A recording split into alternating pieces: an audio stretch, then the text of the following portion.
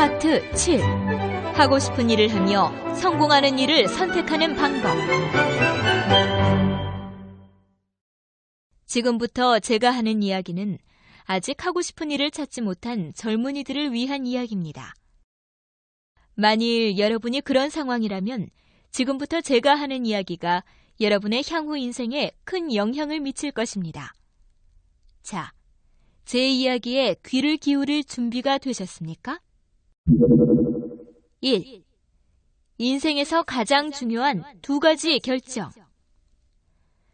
만일 여러분이 18세 이하라면 여러분은 곧 인생에서 가장 중요한 2가지 결정을 하도록 요구받을 것입니다. 그 결정은 여러분 인생의 하루하루를 결정적으로 바꾸어 놓을 것이고 여러분을 성공시킬 수도 있고 망가뜨릴 수도 있습니다. 이 2가지 엄청난 결정은 과연 무엇일까요? 첫째는 어떻게 돈을 벌 것인가이고, 둘째는 여러분의 자녀에게 어떤 아빠 혹은 엄마가 될 것인가입니다. 이 2가지 질문에는 도박적인 요소가 있습니다. 그렇기 때문에 먼저 직업을 선택할 때 어떻게 하면 이 도박적인 요소를 줄일 수 있을까를 고려하는 것이 중요합니다. 우선 가능하면 여러분이 즐길 수 있는 일을 선택해야 합니다. 그 좋은 예가 바로 에디슨입니다. 그는 종종 실험실에서 숙식을 해결해가며 하루 18시간씩 일해왔지만 고생스럽다는 생각을 해본 적이 없다고 합니다. 그는 이렇게 말했습니다. 나는 평생 하루도 일을 해본 적이 없습니다. 모든 게 재미 그 자체였으니까요. 하지만 여러분 자신이 하고 싶은 일이 무엇인지 전혀 감을 잡지도 못하고 있다면 어떻게 일에 대해 열정을 가질 수 있을까요? 아메리칸 홈 프로덕트 컴퍼니의 에드나 커 여사는 이렇게 말했습니다. 내가 아는 가장 비극적인 사실은 매우 많은 젊은이들이 자신들이 진정으로 하고 싶은 일을 발견하지 못한다는 것입니다. 자신의 일에서 보수 이후에 어떠한 보람도 얻지 못하는 사람이 가장 불행하다고 생각하지요. 그들은 자신들이 어떤 일을 할 수 있을지, 심지어는 어떤 일을 좋아하는지조차 모르고 있다고 합니다. 걱정을 주제로 하면서 왜 직업 이야기를 하는지 반문하는 분들도 계실 겁니다. 하지만 싫어하는 직업 때문에 얼마나 많은 걱정과 후회가 발생하는지 알고 있다면 전혀 이상하게 느껴지지 않을 것입니다. 필 존슨 씨의 일을 예로 들어볼까요? 그의 아버지는 세탁소를 운영하고 있었습니다. 그의 아버지는 필이 세탁업을 맡아주길 원했죠. 하지만 그는 세탁업을 싫어했기 때문에 주어진 일만 하고 빈둥거리기 일쑤였습니다. 아버지는 자신의 아들이 게으르고 열정이 없는 게 아닌가 하는 생각에 종업원들 얼굴 보기도 부끄러울 정도였죠. 어느 날 필은 아버지에게 기계 공장에 들어가고 싶다고 밝혔습니다. 아버지에게는 충격적인 발언이었지만 그는 자신의 고집대로 했습니다. 필은 기름때 묻은 작업복을 입고 12시간을 일했지만 세탁소에서보다 훨씬 더 열심히, 더 즐겁게 일했습니다. 그는 엔진에 관심이 많아 시간이 날 때마다 기계를 붙들고 연구를 했습니다. 그리고 마침내 보잉사의 사장이 되고 제2차 세계대전을 승리로 이끄는데 결정적인 역할을 한 공중요새를 제작하게 되었습니다. 만일 그가 세탁소에 처박혀 있었다면 그와 세탁소는 어떻게 되었을까요? 내 생각에는 그는 아버지의 가업을 엉망으로 만들고 아무것도 남기지 못했을 것입니다. 어쩌면 가족 간의 말다툼의 소지가 될지도 모르겠지만 나는 젊은이들에게 이렇게 말하고 싶습니다. 가족이 바란다는 이유만으로 어떤 직업이나 직종을 반드시 선택해야 한다고 생각하지 마십시오. 물론 부모님의 조언을 신중하게 검토하는 것은 좋습니다. 그분들은 많은 경험과 오랜 세월을 통해서만 얻을 수 있는 지혜를 갖고 있기 때문이죠. 하지만 결국 최종 결정을 내려야 하는 것은 여러분 자신이고 그 직업을 통해 행복해지거나 불행해지는 것도 바로 여러분 자신입니다. 지금부터는 직업 선택과 관련해서 몇 가지 제안을 드리도록 하겠습니다. 일부는 경고에 해당하기도 하겠군요. 첫 번째, 사람들이 몰려들어서 이미 인력이 넘치는 사업이나 직업은 멀리하라. 미국에만 해도 2만 개 이상의 직종이 있습니다. 그런데 젊은이들이 이런 사실을 알고 있을까요? 리서치 회사에 근무하고 있지 않은 이상 그들이 이 사실을 알고 있을 리 없습니다. 그래서 그 결과는 어느 학교의 경우 남학생의 5분의 2, 그리고 여학생의 5분의 4가 2만 개의 직종 가운데서 단 5개의 직종만을 선택했습니다. 그러니 소수의 사업과 직종이 포화 상태인 일도 그리 놀라운 일이 아니고 화이트 칼라 사이에 불안감과 걱정이 기승을 부리는 일 역시 그리 놀라운 일이 아닙니다. 특히 법률, 언론, 방송, 영화와 같은 인기 직종에 기를 쓰고 들어가는 것은 조심해야 합니다. 두 번째, 생계를 꾸려나갈 가능성이 10분의 1에 불과한 분야는 피하라. 매년 많은 젊은이들이 미래의 일을 생각해보지 않은 채 보험 판매의 길에 들어섭니다. 그러면 바로 이런 일이 일어납니다. 보험 판매에 나선 사람들 가운데 90%는 심한 마음고생과 실망으로 1년 내에 그만두게 되고 남은 10%의 사람들이 파는 보험 가운데 90%는 단 한 사람이 판매하며 단지 10%의 보험만을 나머지 사람들이 나눠서 판매하게 됩니다. 쉽게 말해서 만일 여러분이 생명보험 판매를 시작한다면 1년 이내에 실패하고 일을 그만둘 가능성이 90%가 되고 보험 판매로 1년에 $10,000를 벌 가능성은 1%에 불과하다는 사실입니다. 만일 여러분이 살아남는다 해도 간신히 밥벌이하는 수준을 넘어설 가능성은 그 가운데 10%에 불과하죠. 세 번째, 몇 주에 걸쳐, 필요하다면 몇 달에 걸쳐 관심 있는 직업에 대해 알아낼 수 있는 모든 것을 알아내라. 그런데 어떻게 하냐고요? 방법은 단 하나입니다. 그 직업에서 10년, 20년 이상을 일한 여러 사람들을 만나 얘기해보는 것입니다. 20대 초반 시절, 나는 2명의 선배에게 직업에 관한 조언을 구했습니다. 돌이켜보면 그 2번의 만남이 내 인생의 전환점이 되었습니다. 먼저 조언자를 만나기 전에는 이런 질문을 준비해가면 좋습니다. 만일 여러분이 건축업에 관심을 갖고 건축가에게 조언을 구하고자 한다면 1. 만일 당신이 다시 태어나도 건축가가 되시겠습니까? 2. 제가 건축가로서 성공하기 위해 필요한 자질을 갖추고 있는지 판단해 주시기 바랍니다. 3. 건축 분야에는 어느 정도의 인력이 있습니까? 4.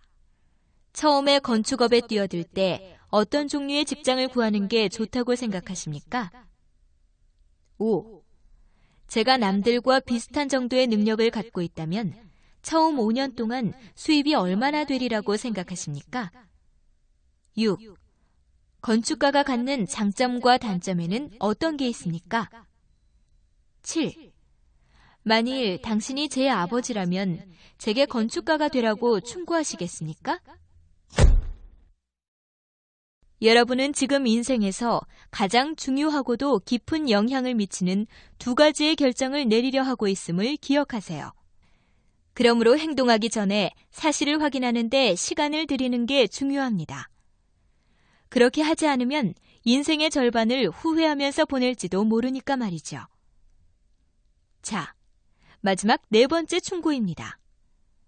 여러분이 단 하나의 직업에만 적성이 있다는 잘못된 믿음을 극복하라. 모든 평범한 사람들이 여러 개의 직업에서 성공할 수 있고 여러 개의 직업에서 실패할 수도 있습니다. 만일 내가 다음과 같은 직업들에 대해 공부하고 준비를 했더라면 그래도 어느 정도는 성공을 하고 또 일도 즐길 가능성이 꽤 크지 않았나 하는 생각이 드는데요. 내가 성공했을 것 같은 직업은 농사, 과학영농, 의학, 판매, 광고, 교직, 임업이고 실패할 가능성이 높은 직업은 격리, 회계, 엔지니어링, 호텔이나 공장 경영, 건축사, 기계 관련 모든 직종과 그 외에도 수백 가지의 직업이 그런 종류일 겁니다. 자, 제가 지금 분류한 것처럼 여러분도 오직 하나의 직업만 고려할 것이 아니라 지구상에 있는 수만 가지의 직업들 중 어떤 것이 자신에게 적합한지 선별 작업을 해보시기 바랍니다. 그와 동시에 미래의 내 모습도 선명하게 그려보실 수 있을 것입니다. 파트 8. 돈과 관련한 걱정을 줄이는 방법. 1. 모든 걱정의 70%는 자기관리론의 마지막 관문이 남았습니다. 이제 모든 걱정에 대한 대처법은 머릿속에 차곡차곡 쌓아두셨으니 이 걱정에 대한 대처 방안만 만들어 놓으신다면 여러분의 인생은 no stress, no problem일 것입니다. 마지막으로 해결해야 될 걱정이 바로 돈에 관한 것인데요. 세상에서 가장 골치 아프고 또 쉽게 해결되지 않는 것이 바로 또 이 돈에 대한 걱정이죠. 레이디스 홈 저널이 실시한 조사에 따르면 모든 걱정의 70%는 돈에 관한 것이라고 합니다. 갤럽 여론조사의 창설자 조지 갤럽은 조사에 의하면 모든 사람들은 자신의 수입이 10%만 오르면 더 이상은 재정적으로 아무런 걱정도 없을 것이라고 믿고 있다고 말합니다. 하지만 이 말이 맞지 않는 경우도 많습니다. 아무리 소득이 늘어난다고 해도 그에 따른 지출이 커지면 또다시 돈에 관한 걱정은 슬그머니 머리를 들이밉니다. 그렇기 때문에 그 돈이 얼마나 됐든 돈을 소비할 계획을 세우는 것이 중요합니다. 이것은 누구나 아는 방법이지만 또 실천하기 쉽지 않은 방법이기도 합니다. 좀 더 구체적으로 돈을 관리하는 원칙을 나열해 볼까요? 첫 번째 규칙입니다. 사실을 기록하라. 소설가 활동을 했던 아놀드 베네트는 가난하고 궁핍한 생활을 했습니다. 그는 돈이 허투루 나가는 것을 막기 위해 동전 한 잎을 쓸 때도 기록을 할 정도였죠. 시간이 흘러 그에게 부와 명예가 찾아왔을 때도 그는 똑같은 기록을 계속 유지했다고 합니다. 여러분과 나 또한 공책 하나를 준비해서 기록을 시작해야 합니다. 예산 분야의 전문가들은 가능하면 석 달 동안 우리가 쓰는 돈을 1원 단위까지 정확하게 기록하기를 권장합니다. 그렇게 해야 돈이 어디로 가는지 정확하게 기록할 수 있고 예산을 세울 수 있기 때문이죠. 두 번째 규칙, 자신의 상황에 맞춘 예산안을 마련하라. 예산이란 개념은 삶에서 모든 즐거움을 빼앗아버려야 한다는 개념은 아닙니다. 이 개념은 물질적인 안정감을 갖기 위한 것이죠. 대개 물질적인 안정감이 생겨야 감정적인 안정감과 걱정이 없는 편안함이 생기게 마련인데요. 그렇다면 예산은 어떻게 세우는 게 좋을까요? 이번 규칙에서도 첫 번째 규칙이 적용됩니다. 공책을 펼치고 모든 비용을 나열하는 것입니다. 그리고 최대한 타인의 조언을 얻는 것이 중요합니다. 돈을 관리하는 세 번째 규칙. 현명하게 소비하는 법을 배워라. 이 말의 의미는 여러분의 돈으로 최대의 가치를 얻는 방법을 배우라는 것입니다. 어떤 회사든 구매 담당자나 구매 대행인을 갖고 있듯이 여러분 개인도 자산에 대한 재산 관리인이 필요합니다. 그 담당자가 여러분 자신이 될 수도 있고 조언을 구할 누군가일 수도 있습니다. 누구든 전문적인 재정 관리인이 되는 것이 중요합니다. 네 번째 규칙. 수입이 는다고 고민도 늘리지 말라. 엘시 스태플턴이라는 예산 분야의 전문가는 이렇게 말합니다. 가장 상담하기 까다로운 대상은 연간 소득이 $5,000인 가정입니다. 대부분의 미국인 가정들은 연간 소득 5,000달러를 일종의 목표로 간주하는 경향이 있는데 오랫동안 합리적으로 살다가 연간 소득이 5,000달러에 달하면 이제 도달했다는 생각을 갖게 됩니다. 그때부터 사람들은 소비를 확장하는데요. 이때부터 합리적인 소비의 규칙이 깨집니다.